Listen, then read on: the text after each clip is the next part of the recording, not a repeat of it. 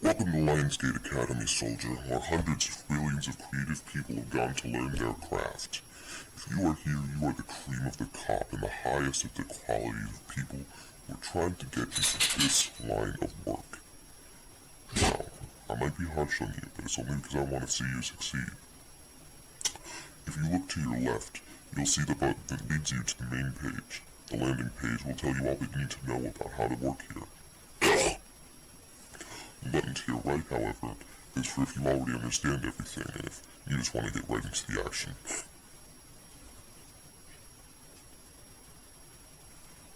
Good choice. Those instructions are for sissies anyway.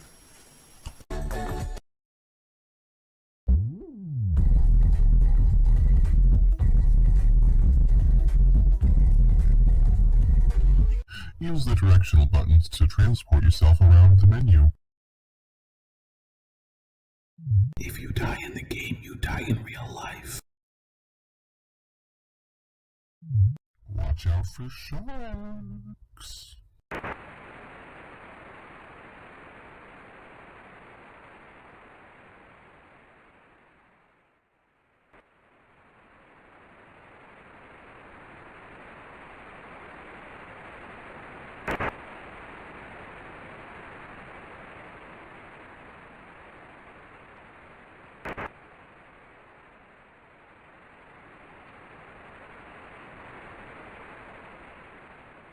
The library is where you can go to learn more about your job. If you feel as though you needed more instructions, this is where you can go. Click. Lesson 1. Shooting. You should not resort to shooting at any criminals just because they're misbehaving. Shooting is your last resort and the final line of defense between us and chaos in a lawless society. If you shoot an enemy, you're going to have to file it with our government, and if you shoot that enemy is dead forever, soldier. You'll want to remember that, for if you make any mistakes moving forward, those mistakes will follow you. Click. Lesson 3. Walking around. If you want to walk forward, you're going to have to press the Z key. If you want to move backwards, you're going to have to press the P key. You will want to keep your middle finger on both of these respective buttons at all times. To move left, you will press the Q key, and if you want to move to the right, you will press your M key. The arrow keys, left and right respectively, modify your camera's position. Some among us, however, as they are unusual, choose to keep 2 fingers on the left and right arrow buttons, and choose to keep their third finger on the Z key, so as to only manage the camera in their forward locomotion. This is a controversial method, and I do not approve of it. However, it is perfectly valid. Click. Lesson 5. Risk Assessment. When it comes to managing risks in the line of work, you're going to have to make a lot of decisions about what is and is not more worthwhile than anything else. The most important basic is a little thing that I like to call decision-making. It's easy to undervalue the message of decision-making. However, it is of immeasurable importance to your line of work. Decision-making is the one thing that stands between our society and chaos, so never let go of it. Decision-making is the one thing that separates you from these lawless communists that we are trying to protect our God-given country from. Now, the most important tenet of making good decisions is assessing the results of the choices that you are making. Will your choices harm people, or will they help people? If they will harm people, you should not make them.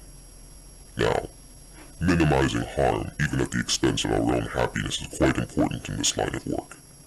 If somebody is doing something that is not moral, even if we care about them, to minimize harm, we must turn them in. And we must work within this system, because without it there is no law, there is no understanding of good. Even if we do not agree with the system, we must stand by it, because the things that we stand by must be more important than our emotions. Decision-making and risk assessment is all about asking yourself a simple question. Am I ready to deal with the consequences of my choices, or am I not ready to be a cop?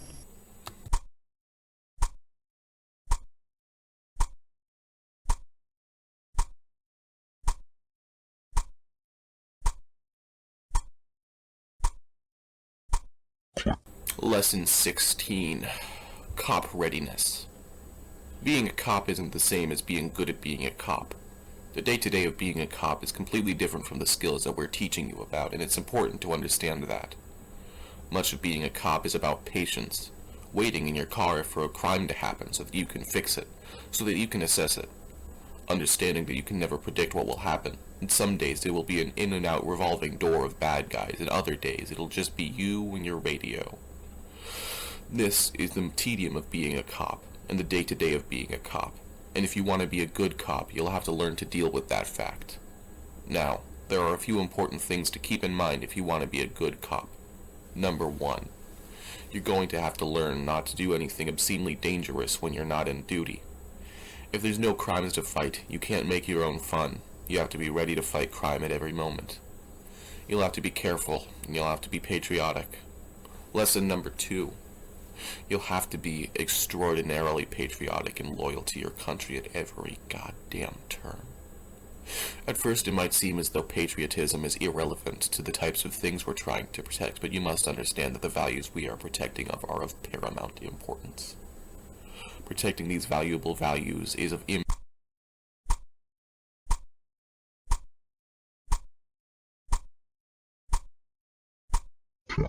Lesson 24. Foot moisturization. I have this here bottle of lotion. I have my foot over here, so we're just gonna show.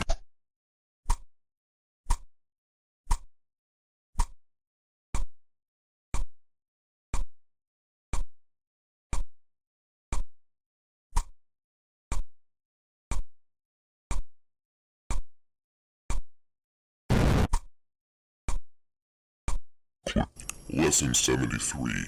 Belt orientation. Proper orientation of your belt is paramount to doing a good job.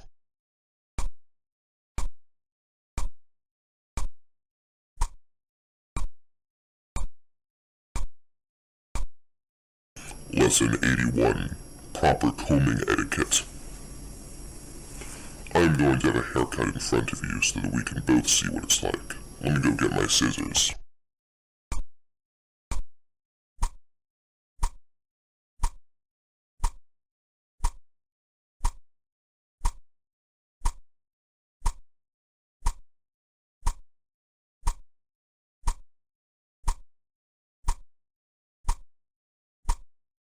This is the final lesson. I hope you've been prepared, soldier.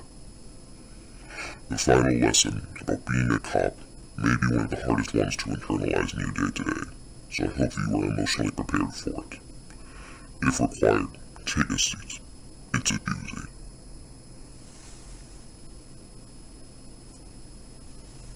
The number 1 rule, and final rule, of being a cop is have fun. Fighting crime is paramount to keeping our city safe and keeping humanity safe. We are the one thing that stands in between humanity and the complete chaos of a complete absence of law enforcement and a complete absence of integrity in our society.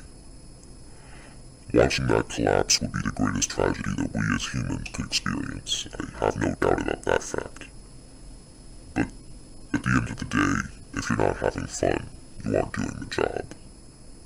We aren't fighting crime because we hate the criminals. We're fighting crime because it's what we love doing, and it's who we are in our hearts of hearts. We all know that about ourselves, don't we? Now, I just want you to remember, soldier, in the line of duty, there's no such thing as a mistake. Only a happy accident. I'm so fucking proud of you. I'm gonna miss you.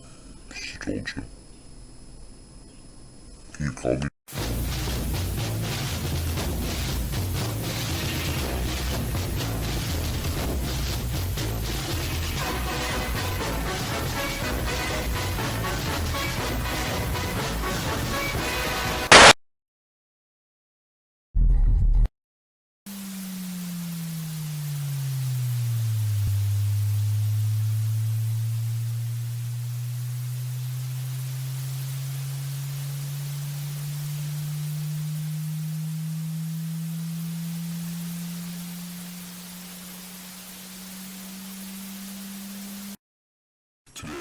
acted out of your element and without regard for your fellow soldiers.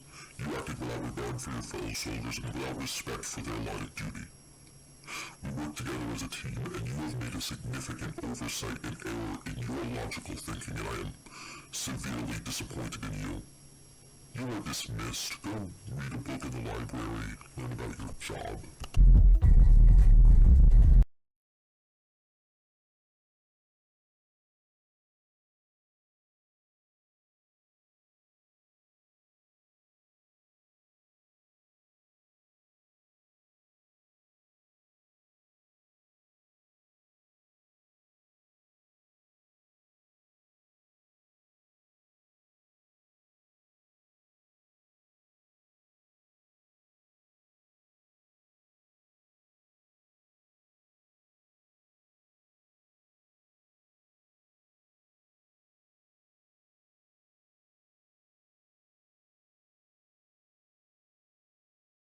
What is the matter with you, soldier? You just stood there and did nothing while one of your friends, one of your brothers on the battlefield was shot. This is the second mistake you've made this week, and if you make any more, I am going to be severely disappointed in you, and I am going to lose a significant amount of my respect and my faith in your ability to do a good job. You aren't cops, goddammit. You aren't lawless little nincompoops waddling about the streets. You are heroes, and your job is to save others. Letting one of your brothers get hurt on the battlefield is an unforgivable mistake, and if you weren't such a novice, I'd probably have your head for this. Don't talk much about it. I want to keep it on the down low, and I'm even letting you stay here, but if there's another mistake like this, I'm gonna have to remove you from the force.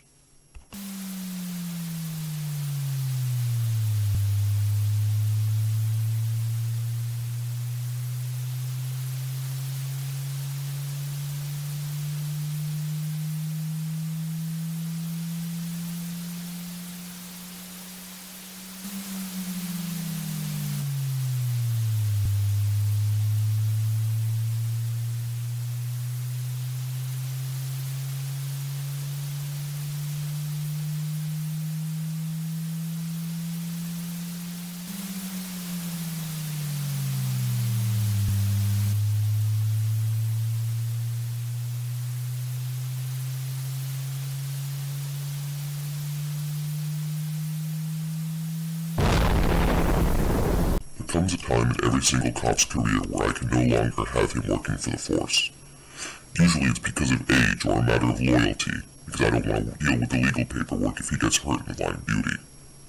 In this case, though, it's due to incompetence. You can no longer work here for the force. You're too unpredictable and too dangerous.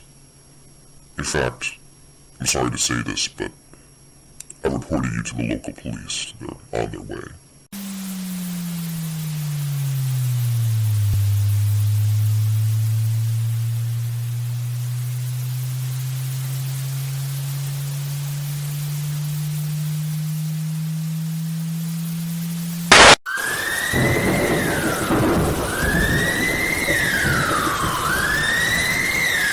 This is dead serious. I have just received word from the Commissioner that you have been found with pirated video games on your person. I'm told you have been pirating video games for the Sega CD illegally. Look at me when I say that piracy is not a victimless crime. Many people are hurt by piracy. It is a severe and harmful crime that thousands of people can be harmed by in a single action. Once you become a pirate, you can never unbecome one, and I'm looking out for you by saying, if this ever happens again, I'm going to have to turn you over to the federal government. Pirating Sega CD games is a completely unforgivable crime. I know that they're incredibly fun, but is there any fun in them if you aren't paying for the proper purchase? I mean, you wouldn't go into the local Target and steal a CD game there. Why is it so different when you're not even directly taking it?